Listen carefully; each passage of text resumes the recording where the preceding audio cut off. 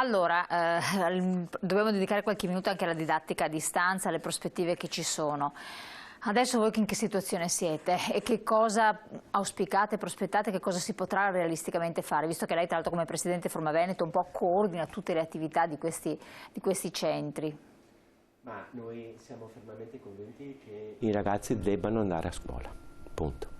Io la chiamo così, per i ragazzi gli effetti del lockdown possono essere peggio degli effetti del Covid. Un ragazzo ha bisogno di socialità, ha bisogno di stare insieme con gli altri. Questa è una cosa fondamentale perché tutti gli aderenti a Forma sono enti di ispirazione cristiana, l'ENEP è un'impresa sociale e l'attenzione alla persona viene prima del lavoro di qualunque Voi avete cosa. Notato delle conseguenze già negative per cui Ma le notiamo tutti, le notiamo tutti quanti. Noi abbiamo ragazzi e ragazze che stanno davanti ai giochetti a casa, che non si stanno frequentando.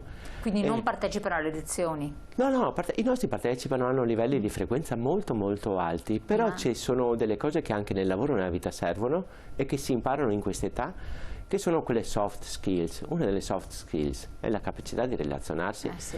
Guardate che quando si va in impresa è importante saper usare un PC, l'elettronica, questo che volete, ma la cosa più importante è lavorare con gli altri.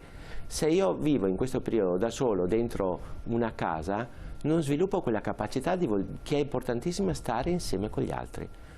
Che vuol dire saper intervistare una persona, chiamare un tecnico, per piacere fammi questa cosa anche quando è arrabbiato.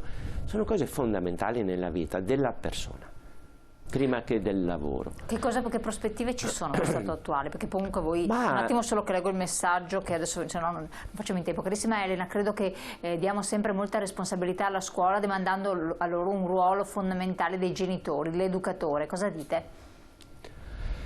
Ma guardate, questa cosa si fa insieme come famiglia e si fa insieme come scuola. Io lo dico sempre, fare il docente, il formatore a ragazzi nella fase adolescenziale è un momento importantissimo. Nella fase adolescenziale formiamo la persona per tutta la vita, quindi c'è una responsabilità immensa. Io vorrei che l'avessero su questa, la dico con tristezza, a volte c'è qualcuno che non ce l'ha.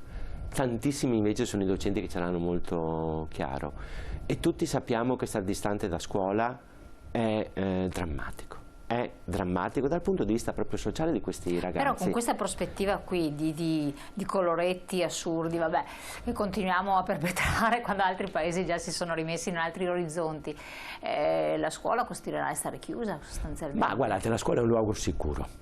Tanto per cominciare, i ragazzi, io lo dico sempre, sono molto più bravi degli adulti. Io li vedo, li ho davanti, ci sto insieme la mattina e la sera, in qualunque luogo del Veneto. Io vedo ragazzi responsabili molto più degli adulti. Quando sono a scuola, mascherina, a distanza, cose che fanno meno gli adulti. Io non voglio far parte di quella categoria che dice sempre che non hanno voglia di fare, perché me lo dicevano anche a me, me lo diceva mio nonno, mio padre. Non è così. I ragazzi che noi oggi abbiamo, molti sono ragazzi fantastici, tantissimi, e sono bravi e responsabili. Il problema che dovremo affrontare è i servizi intorno alla scuola, come arrivo a scuola. Questi sono problemi che sappiamo essere più rischiosi, ma la scuola in sé, tenete conto che oggi in Veneto, con l'eccezione della provincia di Padova, tutti i formatori, la maggior parte dei docenti, formatori degli enti di formazione, ma anche dei docenti, sono stati vaccinati. E grido anche questa cosa, sono gli eroi silenti, perché almeno nella formazione professionale guardate che hanno preso più Covid di quello che è normalmente i lavoratori. È stata una categoria a rischio che ha pagato. Ma oggi entrare a scuola, c'è il controllo della temperatura, utilizzo mascherine, procedure che sono come quelle degli ospedali. E se mettessero il tampone in ingresso sempre, ogni volta a settimana? Sì, io credo che bisogna essere terra a terra, però non si può immaginare di fare il tampone a tutti. Adesso calma, se esiste, questo è il mio pensiero, se esiste un cluster, un rischio in una determinata zona, facciamo il tampone. Ma se non esiste, cosa mettiamo a fare il tampone a tutti quanti? Assolutamente. Quindi... Cioè, stiamo facendo fatica a vaccinare, adesso ci mettiamo anche a fare il tampone. Guardiamo, facciamo in modo che i contorni siano più sicuri, ma la scuola è un luogo sicuro. Chiaro. E dobbiamo mettere sulla bilancia il vantaggio di avere figli a scuola, immagino anche per i genitori le difficoltà che hanno, e non averli. Anche su questo non perdo parole, ma insomma tutti ci arriviamo. Allora, siamo arrivati al termine, il tempo è letteralmente volato. Allora, leggiamo l'ultimo messaggio, Presidente. È un sistema che sta andando allo sfacelo, scuole che non bocciano più, i genitori che l'unica cosa che gli interessa è mandare il figlio a scuola per parcheggiarlo, così non hanno problemi. Mio figlio a casa, grazie alla mia santa moglie, ha imparato in un mese quello che a scuola non ha imparato in 6 mesi.